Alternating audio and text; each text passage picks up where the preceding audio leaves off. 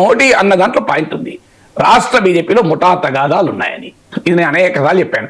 3 BJP నాయకులు ఉంటే 6 గ్రూపులు ఉంటాయి బీజేపీలో. కానీ మళ్ళీ ముఠా తగాదాలని ఎవరెలో చేస్తున్నారు? బీజేపీ జాతీయ నాయకత్వమే కదా. ఎవరెలో చేస్తున్నారు? ఎవరి మీద బీజేపీ జాతీయ నాయకత్వం ఇప్పుడు చర్యలు తీసుకుని చెప్పండి, ఎవరిని మందలించి చెప్పండి. ఇంతవరకు మీకు ఉదాహరణలు కూడా చెప్తారు. బహిరంగంగానే రఘునందన్ రావు అమిత్ షాను కూడా ప్రస్తావిస్తూ అమిత్ షా పోయినా మునుగోళ్ళ గెలవలే, దుబ్బాకలో నేను ఒక్కనే గెలిచినా అని అన్నడా లేదా? 100 కోట్లు ఖర్చు పెట్టిన మునుగోళ్ళ గెలవలే మా పార్టీ. రఘునందన్ రావు మందలించగలిగింది జాతీయ నాయకత్వం? ఏమనలేకపోయింది కదా. రెండో ఉదాహరణ, ఈటల రాజేందర్ బివేర్ నా కొడక అంటే నువ్వు ఎవరినయ్యా నా కొడక అన్నది? బండి సంజయ్ అని చెప్పి పత్రికలన్నీ రాశాయి, టీవీ ఛానళ్ళన్నీ రిపోర్ట్ చేశాయి, క్లియర్గా అర్థమవుతుంది. మరి నీకేమైనా కోపం ఉంటే మాకు చెప్పు.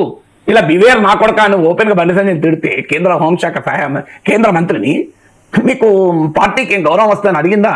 జాతీయ నాయకత్వం మందలించింది ఎక్కడన్నా? మరి మందలించినప్పుడు మిగతా వాళ్ళు ఎందుకుంటారండి? 2 ఉదాహరణలు చెప్తాను. ఇలా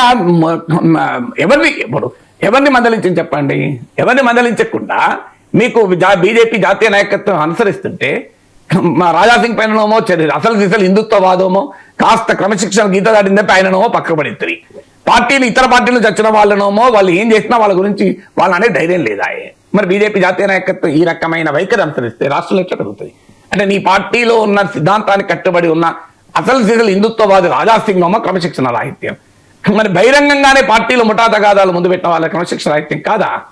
పార్టీ రాష్ట్ర అధ్యక్షుని మార్చమని క్యాంపెయిన్ చేస్తే మీరు ఈళ్ళు అయితే అది పార్టీలో క్రమశిక్షణ పెంచుతుందా? దీనికి ఆన్సర్ ఉండాలి కదా. అందువల్ల జాతీయ నాయకత్వం లోపాలు కూడా ఉన్నాయి.